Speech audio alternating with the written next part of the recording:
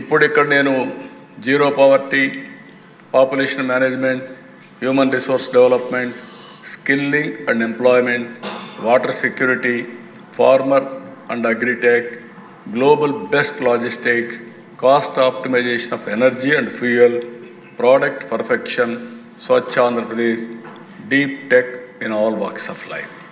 ఇవి ఏవైతే 10 ప్రిన్సిపల్స్ పెట్టుకున్నామో ఈ 10 ప్రిన్సిపల్స్కి బిగ్ రిలీఫ్ వస్తుంది. ఇప్పుడు ఈ జిఎస్టీ రిఫార్మ్స్ వల్ల ఆల్ 10 ప్రిన్సిపల్స్ కూడా ఇంకా పెద్ద ఊపు వచ్చి మనం ముందుకు పోయే అవకాశం వస్తుంది. అది ఊరికి ఎగ్జాంపుల్స్ అని ఒకసారి చెప్తాను. నెక్స్ట్, ఈరోజు మీరు చూస్తే జీరో పావర్టీకి ఫుడ్, కిచెన్ ఐటమ్స్ బాగా రేట్లు తగ్గాయి. పర్సనల్ కేర్, హౌస్ హోల్డ్ రేట్లు తగ్గాయి. కన్జ్యూమర్ ఎలక్ట్రానిక్స్, అప్లయన్సెస్ బాగా తగ్గాయి.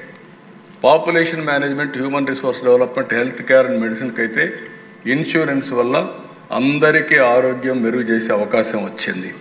ఇంకో పక్క స్టూడెంట్స్కు వాళ్ళకు ఎడ్యుకేషన్కు దోహదం చేస్తుంది ఈ బడ్జెట్. ప్రోడక్ట్ పర్ఫెక్షన్లో కూడా టాయ్స్, హ్యాండిక్రాఫ్ట్స్, కల్చర్ ఇవన్నీ కూడా ప్రోడక్ట్ పర్ఫెక్షన్ వస్తే over a period of time మన ప్రోడక్ట్స్ గ్లోబల్ మార్కెట్లకు పోయే పరిస్థితి వస్తుంది. అది కూడా తొందరలో జరుగుతుంది. ఫార్మర్ అయితే అగ్రిటెక్, మొత్తం ఇరిగేషను, డ్రిప్ ఇరిగేషన్ ఇవన్నిటి వల్ల చాలా లాభం వస్తుంది. దీన్ని మనం కరెక్ట్గా ఉపయోగించుకుంటే ప్రొడక్టివిటీ పెరుగుతుంది, ప్రొడక్షన్ పెరుగుతుంది, క్వాలిటీ పెరుగుతుంది. దానివల్ల పెద్ద ఎత్తున ఉపయోగపడుతుంది. స్వచ్ఛ ఆంధ్రప్రదేశ్ కూడా హౌసింగ్, మెటీరియల్స్ ఇవన్నీ చీప్గా వచ్చే అవకాశం ఉంటుంది.